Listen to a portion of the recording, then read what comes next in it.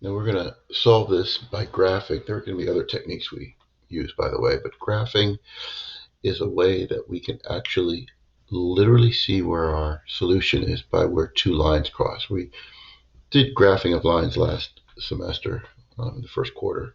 So we have two lines here. The only difference, when we did it last semester, we did one line. Now we're going to do two at a time. And our solution, like I said, is going to be where these two lines cross.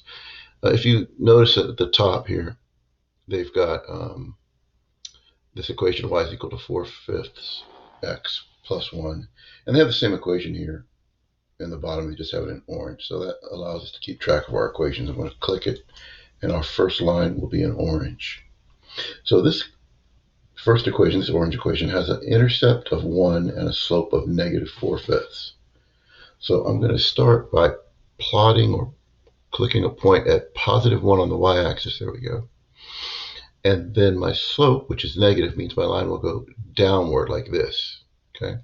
But how much will go down will be 4 squares. Our slope is 4/5. The rise over run is -4/5. So we want to go down 4. 1, 2, 3, 4, and then over 5.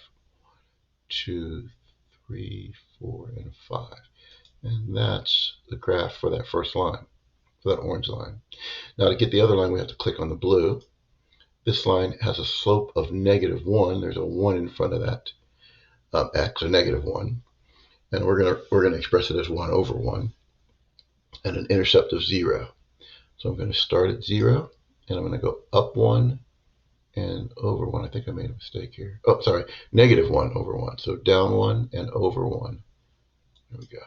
Now what we want to do for our solution is find the point where these two lines cross. In this problem, it's right here. And we just need to put in for our answer the coordinates of those 2 points. The x-coordinate looks like -5, and the y-coordinate is +5. So our solution is -5, and +5. All right, let's submit that. And that one's correct. I'm going to go ahead and stop for a second.